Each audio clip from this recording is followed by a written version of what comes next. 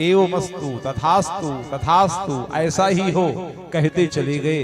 हिरण्यकशिपु मांगता चला गया, ब्रह्मा जी देते चले गए, क्योंकि ब्रह्मा जी को मालूम है कि कितने भी वरदान मांग ले इसको मरना तो पड़ेगा ही। जो भी आया जगत में उसको जाना होगा, जिसने भी जन्म लिया संसार में उसको मरना होगा।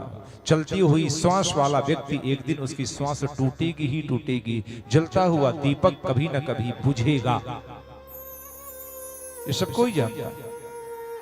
जो फरा सो झरा, जो बरा सो बुताना, ये तो प्रकृति का एक नियम है जिसको कोई टाल ही नहीं सकता। कोई भी हो, सेठ, साहूकार, जमींदार, राजे, महाराजे, कालव्याल, के कराल, पेटे चले जाते हैं। ज्ञानी, मानी, ध्यानी, सूरवीर, भेंटे हुए भी बिन भेंटे चले जाते हैं। कोई भी ना रहेगा यहाँ। काल चक्र के विरुद्ध बाप चले जाते हैं, बेटे चले जाते हैं। बड़े बड़े फन वाले अंत में दफन होते, एक दिन बस कफन लपेटे चले जाते हैं। दुनिया का नियम। पुत्र ना रहेंगे, धनधाम ना रहेंगे यहाँ, और ना किसी की राज रानी रह जाएगी। अस्त्र ना रहेंगे, शस्त्र ना रहेंगे यहाँ, और ना किसी की राजधानी रह जाएगी। धन ना रहेगा, वैभव ना रहेगा, और ना किसी की राजरानी रह जाएगी। तुम भी ना रहोगे, हम भी ना रहेंगे, तो रहेगा क्या? कहने को राम कहानी रह जाएगी। आना जाना तो दुनिया का दस्तूर है, कोई जल्दी कोई देर से जाने वाला। हिरण्यकशिपु समझ नहीं पाया, वो मांगता गया, अंदर न मरूं, बाहर न मरूं, ऊपर न मरूं, नीचे न मरूं, जल में न मरूं, थल में न मरूं, आकाश में न मरूं, पाताल में न मरूं, सूखे से न मरूं, गीले से न मरूं। और इतना ही नहीं, ब्रह्मा जी आपकी बनाई हुई सृष्टि के किसी भी प्राणी से मेरी मौत ना हो, ये मांगा। ब्रह्मा जी ने कहा बस यही होगा। मांग लिया, ब्रह्मा जी ने दे दी। और उसने मांगा, ब्रह्मा जी ने दिया। और भ्रमवश हिरण्यकशिपु अपने को भगवान मान बैठा।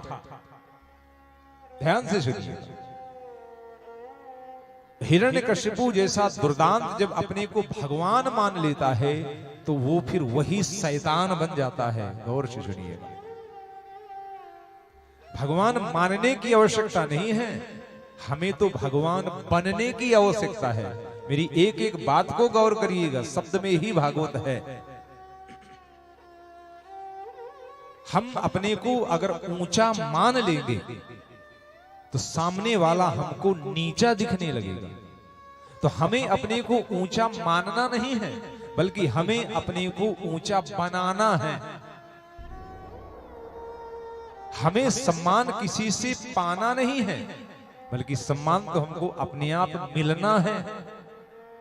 कर्म श्रेष्ठ हो, लोग अपने आप हमको कहेंगे बड़ा आदमी है, ऊंची किस्म का व्यक्ति है, महान व्यक्ति है।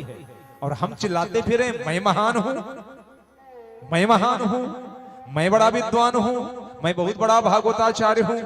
कोई मानेगा? लोग कहेंगे महाराज बैहा हो गया, इसकी बुद्धि खराब हो गई। लोग कहते हैं ना, अपने मुंह मियां मिट्ठू बनना, ये कहावत है ना बड़े पुराने जमाने, यानी अपनी प्रशंसा करना। प्रशंसा अपनी नहीं करना चाहिए, काम ऐसा करना चाहिए कि लोग तुम्हारी प्रशंसा करें। लोग तुम्हारी प्रशंसा करें। कर्म ऐसा करो कि लोग तुम्हारे पास आने के लिए ऊपर की ओर देखें, ऊंचाई इतनी बढ़ जाए कि लोगों को अपने हाथ ऐसे उठाने पड़े। ये कैसे होगा? बोले कर्म से होगा।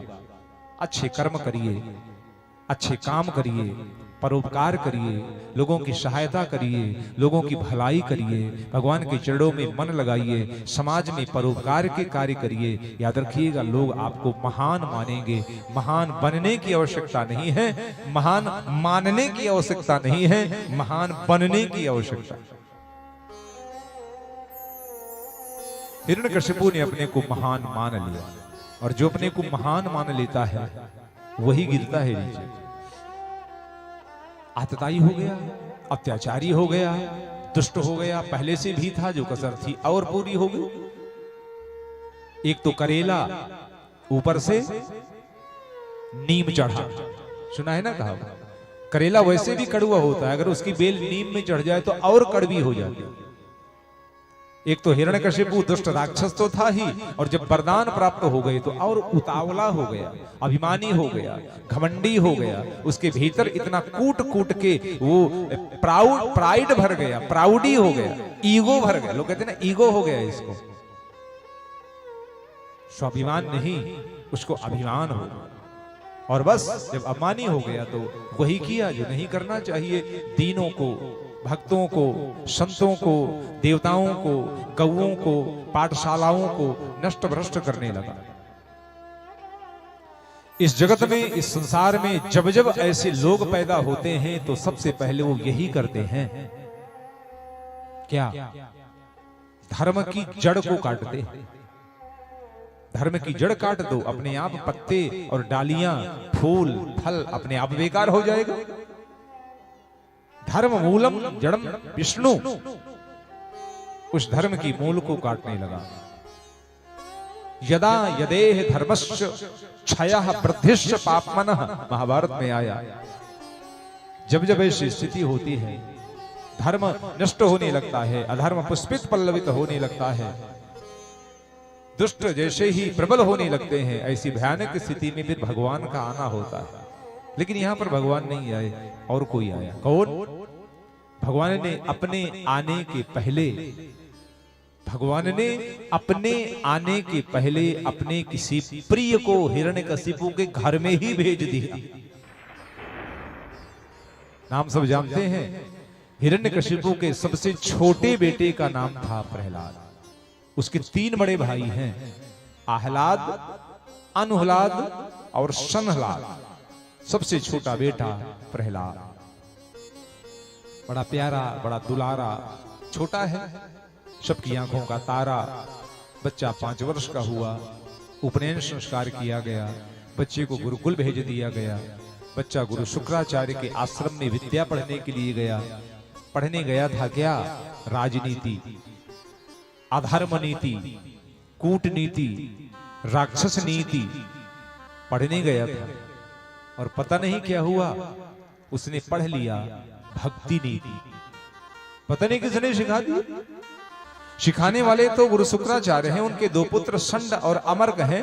राक्षसों के बच्चे साथ में रहते हैं। ये किसने सिखाया होगा? एक संत कहते हैं कि किसी ने नहीं सिखाया, उस बच्चे को ये भक्ति की नीति उसकी महतारी ने सिखाया। गौर से सुनिएगा सब लोग, तुम लोगों की कथा है। कयाधु जो मां है प्रहलाद की, उन्होंने अपने बच्चे को अपने गर्भ के भीतर बच्चे के रहते ही सिखाया। क्या सिखाया? भगवान से प्रेम करने की नीति सिखाई, भगवान से स्नेह करने की प्रीति सिखाई। अगर चाहे एक मां तो बच्चे को सिखा सकती है, अच्छा भी, और चाहे तो सिखा सकती है बुरा भी।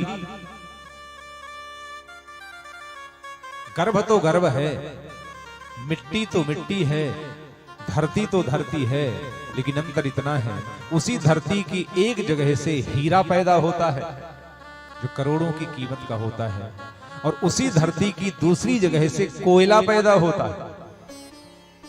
अंतर समझ लो।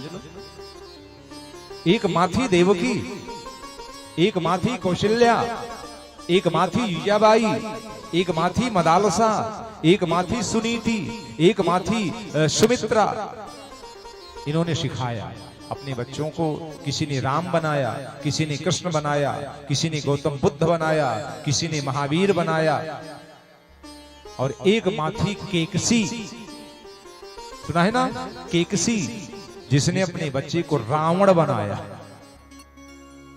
माँ तो माँ है, चाहे रावण बना दे तो बनाएगी, चाहे कंस बना दे तो बनाएगी, उसको बनाना तो पड़ेगा। ये माँ पर निर्भर करता है कि बच्चे को राम बनाती है कि रावण बनाती है। ये आप पर डिपेंड करता है, आप पर निर्भर करता है बच्चे को क्या बनाना है। आपको जो चाहो सो बना दो, कुछ भी बना दो अच्छा